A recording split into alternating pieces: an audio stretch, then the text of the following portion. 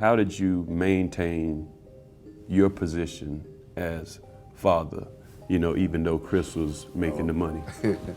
Oh.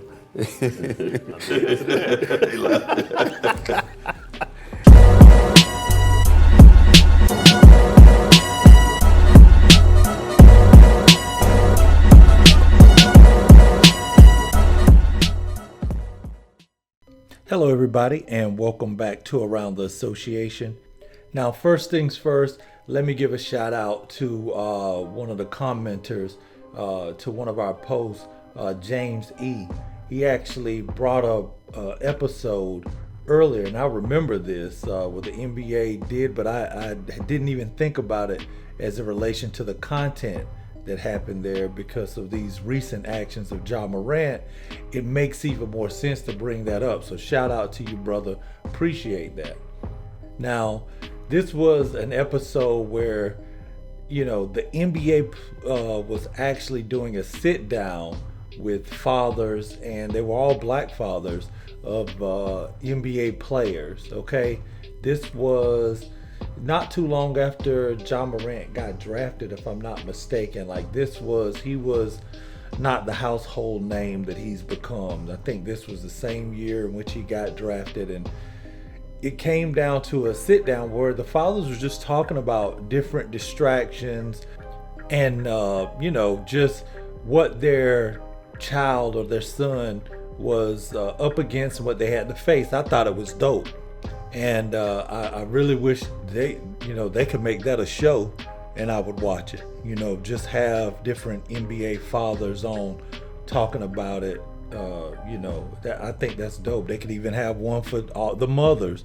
But this particular episode, it actually stands out and makes even more sense now with one of the questions posed by T. Morant, Ja Morant's father. Now, the two of the other fathers are Wendell Carter, Darius Garland, which is also young players around the same age as Ja Morant. So T. Morant looked across the table, and Chris Paul, being an NBA veteran, been around for a while,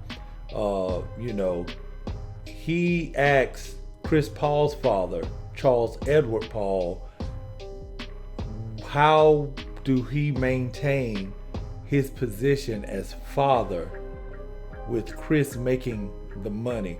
Take a listen here, and the fact that the fathers, laughed, I get it. It's sometimes it's a situation where, hey, there's no stupid question because you really may, that's a real concern. Like, how am I going to even talk to my son now? But with everything going on with Ja now, that question, makes even more sense coming from T. Let me just play you this clip, and I'm going to come back. We're going to talk about it. How did you maintain your position as father, even though Chris was making the money? Oh.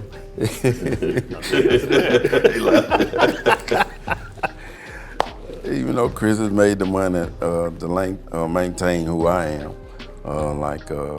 first thing Chris wanted to do was move us out into another house. And me and my wife, we wasn't ready. We was happy where we was. But once again, the money don't change who you are. Right. You's his father. Mm-hmm. You've been there. Mm-hmm. Your son know you. You know your son. If it's something that you need to sit down and talk to him about, sit down and talk to him. Right. You ain't gonna take a back and say, well, I can't talk to my son. He's playing in the NBA now. I can't. Yeah, right. Oh no, don't never feel like that, or you won't be no good to him. Yeah, really. You won't be no good. Yeah. Man, so that is very powerful from a lot of levels, you know what I'm saying? And I'm not one to be like, oh man, how could he ask that question? I believe if it's something you really want to know, you gotta ask, right? You don't assume nobody, just knows information. Oh, that's common knowledge. That's your son.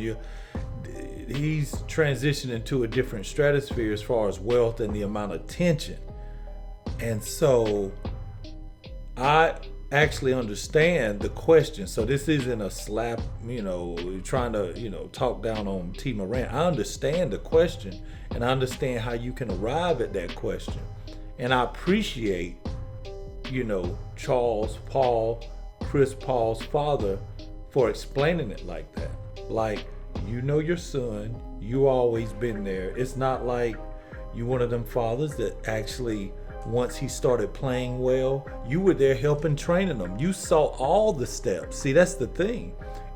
If one would go as far as to say, if you didn't take all those steps you did with him, there would be no Ja Morant we know right now. So there should never be a time where you can't go to him man to man. Look, let's get all these knucklehead friends, people that come around later, let's get them out the room. Me and you talk. What are you doing? Not saying that T's not doing that, but the fact that he had that question, that was a concern for him. Now, also, a Memphis OG, he wanted to just kind of put out a message and speak to Ja, straight and direct. He actually covers the Grizzlies. He's a reporter in Memphis, born and raised. So he knows a little bit more intricately about the streets of Memphis than even Ja does. Take a listen here at what this OG had to say. Hey, this message is for Ja Morant. Ja, I don't know you, man. We've never really spoken or talked. I know I covered the Grizzlies. I work here in Memphis. But you gotta grow up, man. You gotta grow up, man. I'm from Memphis and I was raised with gangsters and gangbangers, man. And most of them my age now, at age 50 or older, wish they would have chose a different lifestyle and a different path, man. That ain't it. The Most High God has blessed you with incredible talent and with an incredible opportunity and incredible opportunities. Young people and young boys and young men are watching you. And I don't care about anybody getting mad. I don't try to make friends. But you got to grow up, my guy. You have to grow up, man. God has given you amazing opportunities, amazing talent that he hasn't blessed everyone with. The gangster lifestyle is not it, trust me. Or even trying to portray the gangster attitude. And I can tell you right now, I don't care about anybody getting mad at me. I do not care. I don't care about anybody not speaking to me. I do not care.